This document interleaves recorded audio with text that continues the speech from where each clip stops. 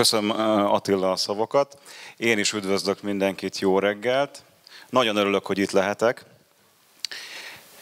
Első körben szeretnék arról beszélni, hogy debreceni gyárban a mesterséges intelligenciával hogyan használjuk az auditokat.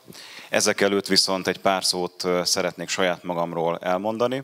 Harasztó István vagyok, a debreceni ThyssenKrupp Springs and Stabilizers Hungary Kft-nél dolgozok, már 5 éve minőségbiztosítási vezetőként, összesen 13 év autóipari tapasztalattal, amik közül talán a legfontosabb a pályafutásomnál az első állásom volt, ebből a prezentációból megvizsgálva. Itt rendszermérnökként kezdtem a Schaefflernél dolgozni, és ez azért volt itt ebben fontos, mert talán szerencsésnek érezhetem magam, hogy első körben az elméletet tanultam meg, és utána később lehetőséget kapva operatív részeken termelésbe kerülve, a minőségbiztosítást vezetve, találkoztam azzal, hogy hát nem minden úgy történik, mint ahogy az a könyvekben le van írva. Tehát sokszor az elmélet a gyakorlattal nem mindig van fedésben, nagyon sok a tűzoltás, és mára elértem arra a szintre, hogy ezeket a folyamatokat rendszer szinten tudom átlátni, és azért láttam fontosnak ebbe a programba becsatlakozni és elkezdeni ezt a munkát, mert ezt a fajta strukturált munkát és ezt a felkészültséget szerettem volna a mesterséges intelligenciával mindenkinek az én befolyásom nélkül biztosítani, és arra gondoltam, hogy erre ez kiváló alkalom lesz. Mielőtt tovább mennénk, szeretném a cégemet is bemutatni, ahol én dolgozom. Ez Debrecenben, mint ahogy említettem, a ThyssenKrupp Springs and Stabilizers Hungary Kft. 350-en dolgozunk itt, 2,6 millió terméket gyártunk le évente, ezzel körülbelül 50 millió euró éves bevételt generálva. Termékeink 2 nagyobb csoportra oszthatók, stabilizátorokat és rugókat gyártunk tier 1-esként vevőinknek. Látják a kijelzőn, hogy kik is a fő vevőink. Alapvetően a Volkswagen csoport az első legfőbb vevőnk, ezek közül az Audinak DTLD szerint gyártunk stabilizátorokat, de ezen felül az elektromos platformban a Volkswagennek az ID autóiba stabilizátorokat gyártunk, és a másik 2 prémium német autógyárnak is gyártunk termékeket, a BMW-nek és a Mercedesnél az AMG GT-be stabilizátorokat. Termékportfóliónk és vevőink is elég széles skálán mozognak, ezért a Stellantisnak és a Jaguar Land Rovernek is beszállítói vagyunk. Ezeket a márkákat említve mindenkiben tudatosul az, hogy itt egy nagyon magas minőségi elvárást fogalmaznak meg a beszállítók felé, amit teljesítenünk kell.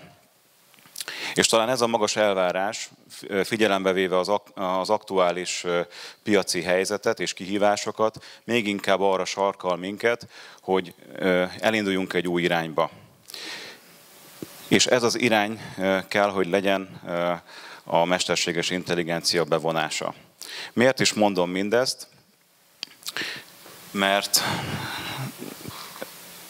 ugye sokszor ezeket az elvárásokat ugyanúgy teljesítenünk kell, attól függetlenül, hogy mennyire gyorsan és hatékonyan kell reagálnunk. Ez 2 példát mondanék el. Az egyik, hogy 2 hete voltam Kínában, és első nap, amikor megérkeztem, akkor bementem egy bevásárlóközpontba, és egy üzletbe, a Huawei üzletbe bementem, ahol az első látásra teljesen természetes volt nekem minden. Ugye először voltam Kínában, ezt hozzá kell tenni.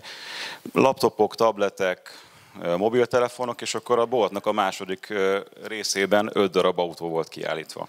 Hát nem telt el 5 perc, én már az autóban ültem, előttem 3 nagy tablet, és a head-up displayen videót vetített ki a szélvédőre az autó, 14 millió forintért, full extrásan, és egy teljesen első ránézésre teljesen elfogadható minőségben.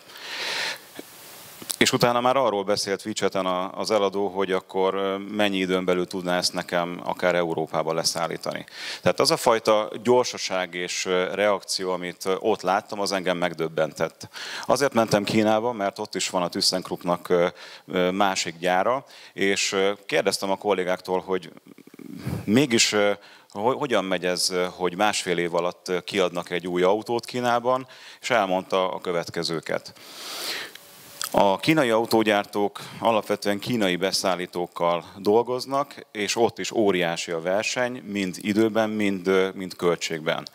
Ezt úgy tudják elérni, hogy nagyon gyorsan reagálnak, gyorsan adnak ajánlatokat, és most már egyre többször kínai gépekkel, gyártógépeket telepítenek. És azt mondta, hogy most már elindult az a trend, hogy az európai érdekeltségű gyárak is, amik Kínában vannak, elindultak abba az irányba, hogy Kínából a kínai gépeket kezdik el felhasználni. Miért? Mert mondjuk a felébe vagy a harmadába kerül, és vállalják azt a rizikót ezzel, és figyelembe véve, hogy akár, hogyha mondjuk elromlik a gép, vagy karban kell tartani, vagy egy PLC-re rá kell csatlakozni, akkor nem hetet vagy 2 hetet várunk arra, hogy valaki ezt megtegye, hanem azonnal pár órán belül ott van. A másik rész, hogyha már megnyerték a projektet, akkor még a szériagyártás elindítása előtt szintén nagyon-nagyon gyorsan kell, ha valamilyen változtatás merül fel, reagálni és dizájnt változtatni. Ez náluk a kulcs. Ugye ez az egyik oldal, amit Kínával kapcsolatban én tapasztaltam, a másik oldal pedig, amit szerintem mindenki látott a tegnapi és hallott a tegnapi előadások során, volt a Covidunk, ez ugye mindenhol megjelent, és Magyarországon az elmúlt 3 évben körülbelül 30%-kal nőttek a bérek. Hát én nagyon örülök annak, hogyha itt a teremben sok olyan cég van, aki ezt az emelkedést a nyereségükből nagyon jól tudta kezelni, de én azt gondolom, hogy nem csak a beszállítók, hanem az autógyártók is ezt elég nagy kihívásként élik meg, mert másként kell dolgoznunk, másként kell kihasználnunk az erőforrásokat, és ugye tegnap Lászlónak az Auditól volt egy ilyen felvetése, hogy most már nem munkaköri leírások vannak, hanem szerepleírások és agilis szervezet, ami nagyon rugalmasan tud reagálni. Értem azt, hogy lehet, hogy az első felvonásban én még mellékszereplő vagyok, a második felvonásban viszont én felelek a világításért vagy a hangosításért. Tehát nagyon át kell rendeznünk azokat a korábbi folyamatokat, ami szerint dolgoztunk. És hogy ez hogyan kapcsolódik ide az én esetemhez? Úgy, hogy az elvárások nemhogy csökkentek az autóiparban, hanem egyre inkább szigorodnak, még jobban, még részletesebben megfogalmazzák az OEM-ek az IATF szerinti értelmezésüket, és ennek egy nagy része azért, tehát nagyon sok auditot kell elvégeznünk. Rengeteg auditot, és ehhez másként kell hozzáállnunk, mert az auditok elvégzése az nagyon időigényes. Mi Debrecenben a CQI 8 szerinti Layered Process Audit programot választottuk ki, hogy első körben azzal fogunk kezdeni, és ezt vezetjük be a mesterséges intelligencia világába. Miért? Azért, mert ha megnézzük az auditoknak a számát, és majd ezt látni fogják a következő dián, ez az a program, ami minden hónapban rengeteg auditot és rengeteg erőforrást igényel. Közel 50 auditorunk különböző vezetőségi szintek bevonásával csinálja ezeket az auditokat, és ez rendkívül időigényes. Ezért döntöttünk úgy, hogy ezt a legkomplexebb auditot vezetjük be, és ezzel indulunk neki. A másik pedig azért, mert ez egy teljes struktúra kialakítását kellett, hogy megigényelje. Mégpedig azért, mert fel kellett építenünk az egész vállalati rendszerünket, mind a műszakrendeket, mind a gyártóhelyeket, és ezt be kellett illesztenünk ebbe. Mielőtt tovább mennék azzal kapcsolatosan, hogy hogyan is, milyen eredményeket értünk el, azért előtte szeretnék arról beszámolni, hogy mi minden egyes évben többször Layered Audit fórumot tartunk, ahol az auditorokat kérdezzük meg, és ülünk össze rendszeresen, és arról beszélgetünk, hogy hogyan lehet ezt a programot mégis úgy nem is életben tartani, hanem azt, hogy valóban ne csak egy szükséges rosszként tekintsenek az auditorok, meg az egész szervezet erre, és hogy hogyan tudjuk ezeket felfrissíteni. A következő 4 pontot fogalmaztuk meg a SWOT elemzésből, ami itt fent is látszik. Az első, hogy ezeket az auditokat papír alapon végeztük, és az audit elvégzése után 2 olyan Excel táblázatba kellett felvinni magát a teljesülést, magát utána az akciókat intézkedésekkel, határidőkkel, felelősökkel, ami eléggé megterhelte ezt a 49 auditort. Ebből is adódik, hogy az azt követő akcióknak a felkövetése és az akcióknak a megvalósulása sokszor problémát okozott, vagy prioritásokra való hivatkozással néhány el is maradt. A rendszermérnök értékeli ki nálunk minden hónap végén az audit eredményeket, ez viszont nem garantálja azt, ami a harmadik pontként meg van fogalmazva, hogy trendeket és korrelációkat fogalmazzunk meg akár azonnal az auditok után, vagy akár a hónap közben. Ebből egyértelműen az derül ki, hogy ez egy reaktív rendszer a minőségbiztosítási rendszerünkben, ami nem segíti azt, hogy csökkentsük a selejtet, vagy akár megelőzzünk nagyobb vevői reklamációkat, akár eszkalációkat is. Mondok egy példát, és ezt látják itt lent az alsó részen. Van egy gumiellenőrző szenzor, egy Poké-Joker rendszer, amit egyébként az auditor nagyon ügyesen meg is talált, 2 nappal később regisztrálta ezt be a rendszerbe, és nekünk hát 1 nappal előtte, a regisztráció előtt több száz darabot kellett a végellenőrzésen lezárolni, kiszállítás előtt, mert fennállt annak a veszélye, hogy rossz gumit szereltünk a stabilizátorra, mert nem jól működött ez a szenzor, és szerencsére házon belül tudtuk tartani. Ha ez azonnal a rendszerbe kerül, akkor sokkal hamarabb tudunk reagálni, és akár ilyen zárolásokat megelőzni. Mi történt ezután? Ugye 1 évvel ezelőtt kezdtünk el a Quality AI-jal együtt dolgozni, megállapodtunk abban, hogy melyik programot kezdjük el, és itt látszódnak azok az eredmények, amiket a táblán is látunk. Mi az, ami ebből nagyon fontos? Az elsődleges az az, hogy az auditokat most már nem papír alapon végezzük, hanem bármilyen mobilról, tabletről, vagy akár laptopról elvégezhető. El tudom vinni a géphez, be tudom regisztrálni az adatokat, fényképet tudok hozzá feltölteni, és nagyon fontos, hogy utána azonnal, hogyha hosszú távú intézkedésről van szó, és nem tudom azonnal megoldani ezt a problémát, akkor az intézkedést magát, a felelőst és a határidőt is ebbe rögzíteni tudom. Mindezek után az auditot lezárva kapok egy riportot, az auditor kap egy riportot, amit most már olyan szinten áll a rendszer, hogy nem csak a korábbi, ismétlődő korábbi auditoknak az eltéréseit listázza ki ez a riport, hanem már eljutott arra a szintre, és ez engem is nagyon meglepett, és egy kicsit meg is rémisztett, hogy azonnali intézkedéseket és hosszú távú intézkedéseket javasolt, aminek a nagy része, körülbelül 70%-ára azt mondtam, hogy én is ilyet csináltam volna, tehát eléggé gyorsan tanul. Még egy fontos dolgot elfelejtettem megemlíteni, hogy miért is ezt a programot vezettük be.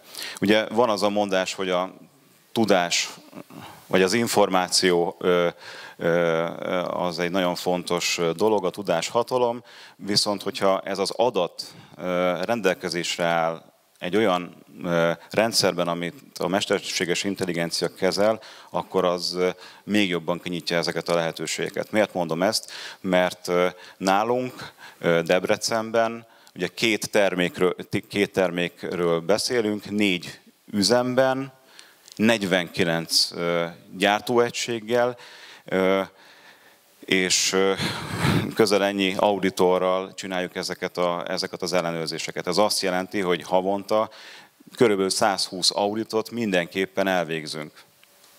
Tehát rengeteg adatot viszünk be, amit utána később ez a rendszer elemezni tud. A másik fontos dolog, amit ugye a gumiellenőrző szenzornak a hibájából elmondtam az előbb, ez pedig ez a valós idejű dashboard, amit maga a program is tud, és nem csak ezt tudja, hogy valós időben megmutatja az eltéréseket, hanem amikor elvégzik az auditot, akkor a termelési vezető automatikusan e-mailt kap ezekről a találásokról, és az egész riportot szintén megkapja. Tehát, hogyha olyan a probléma, amit akár az auditor esetleg nem is tart annyira fontosnak, akkor azonnal meg tudja tenni az intézkedéseket. A másik nagy hiba volt a korábbi rendszerrel kapcsolatban, hogy az Excel alapon az intézkedéseknek a megvalósulását és annak a nyomon követését nehéz volt megfelelő erőforrással biztosítani. Ez automatikusan küldi a jelzést a lejárat előtt, a lejárat után. És ami nagyon érdekes, hogy mivel most már fényképeket is feltöltünk, és ezeket a többi auditor is eléri, ezért elkezdték ezeket a fényképeket nézni, és egymás között is megy az úgymond a tudás megosztás. És milyen eredményeket értünk el eddig? Hát az elsődleges, és itt ugye megint a hatékonyság növelésről beszéltünk, meg a lehetőségekről, hogy ugye agilis szervezet, és próbáljuk az időt minél inkább kihasználni. Hát Anna itt a sorok között ül, az én rendszermérnököm. Annának minden hónapban, amikor az audit tervet elkészítette, több órájába került az, hogy figyelembe vegye azt, hogy milyen gépekre kiket kell beosztani, mivel ugye sorvezetők is benne vannak most már ebben a programban, melyik műszakban vannak, a gyártósor éppen 3 műszakban, 4 műszakban megy, és az auditorok, akik között ugye nem csak sorvezetők vannak, hanem mondjuk 8 órás irodai dolgozók, hogyan tudja azokat úgy összeilleszteni, hogy megfelelő legyen ez a terv. Most ezzel 25-40%-ot tudtunk megspórolni. Ez az egyik, ami nagyon fontos, de ez csak egy emberről szól. Említettem azt a 49 auditort, akiknek ugye havonta nem egy auditot kell általában csinálni. Ezeknek az auditoknak a megvalósulása is sokkal magasabb arányban teljesül, és ami még ennél fontosabb, hogy 30%-kal tudtuk csökkenteni az átfutási időt az akcióknak a megvalósulásában. Mivel online elérhetőek azonnal az eltérések, és ez a dashboard is nagyon vizuálisan látszik, ezért sokkal hamarabb tudunk beavatkozni, és már több esetben volt olyan, amikor nagyobb begyártású selejtet tudtunk megelőzni, a vevői reklamációkról nem is beszélve. Arról is hallhattunk tegnap, hogy jelenleg 4 generáció van a munkaerőpiacon, különböző igényekkel.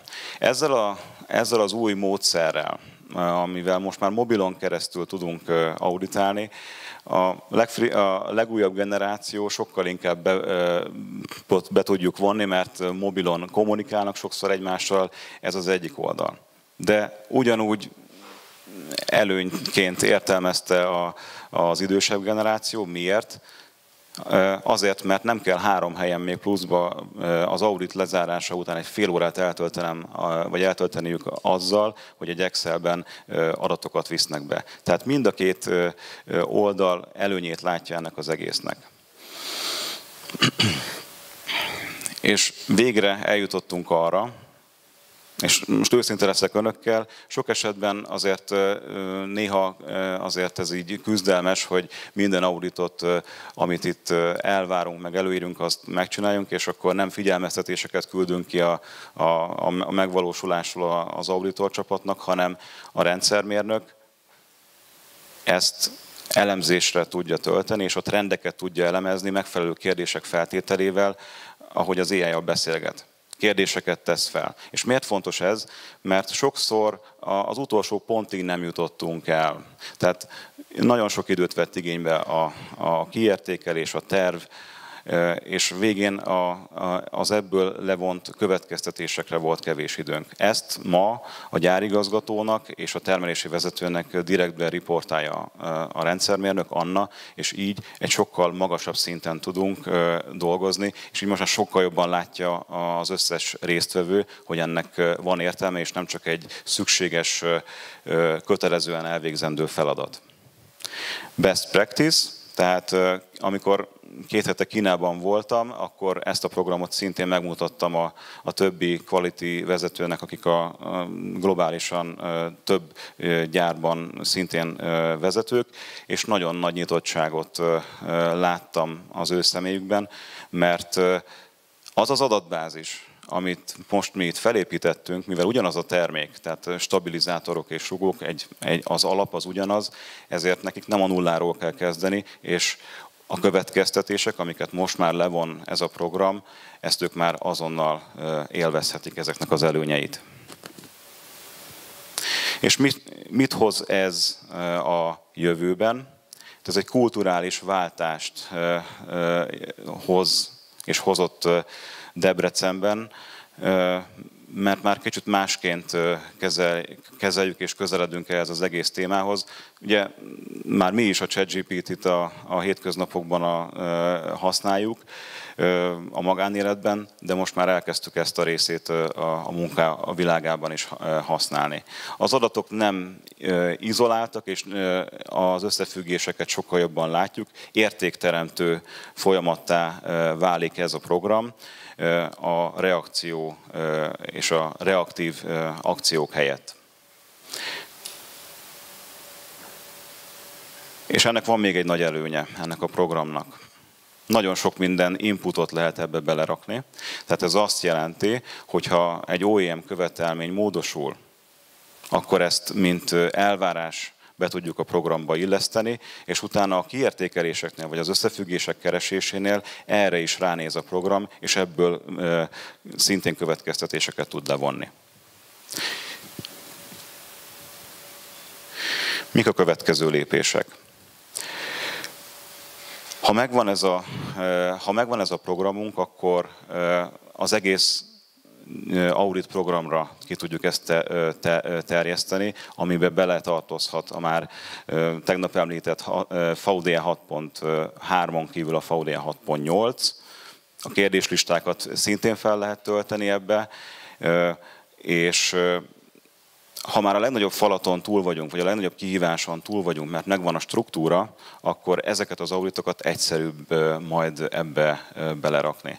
Vagy mondok egy másik példát, bemintázások. Megvan a formanyomtatvány, megvan a vevői követelmény, hogy hogyan kell egy bemintázást milyen formában begyújtani, beadjuk szintén a mérési eredményeket a mérőszobából vagy a laborból, és ő ezt össze tudja fésülni, és a mérnöknek nem azzal kell több órát eltöltenie, hogy ezeket összeszerkezgeti, és ugye sokszor, ha manuális műveletről van szó, akkor hibázhatunk, hanem ezeknek az ellenőrzését végzi el, és ha baj van, akkor hamarabb deríti ki, és nem a vevő jelez vissza, hogy ezt a bemintázást nem tudom elfogadni, mert tűrésen kívül van az eredmény.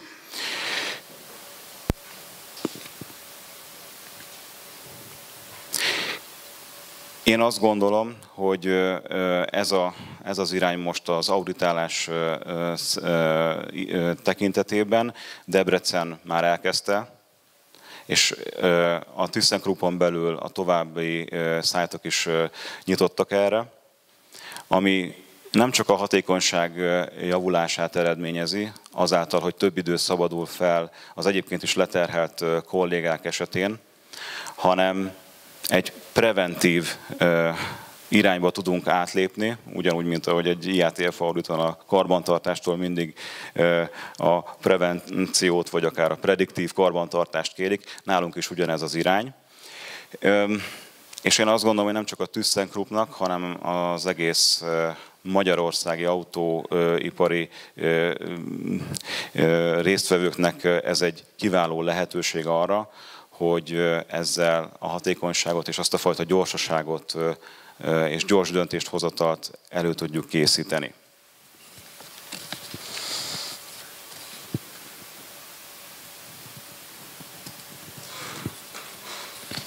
Én azt gondolom, hogy az AI egy digitális kolléga, aki nem helyettesít, hanem támogat. És szeretném Hegyesi Dávid mondataival zárni a prezentációmat. A búzamező látványa senkit ne riasszon el új beruházás indításától. Hát én is erre búzítok mindenkit, hogy merjünk belevágni az AI adta lehetőségekbe, és aknázzuk ki ezeket. Köszönöm szépen!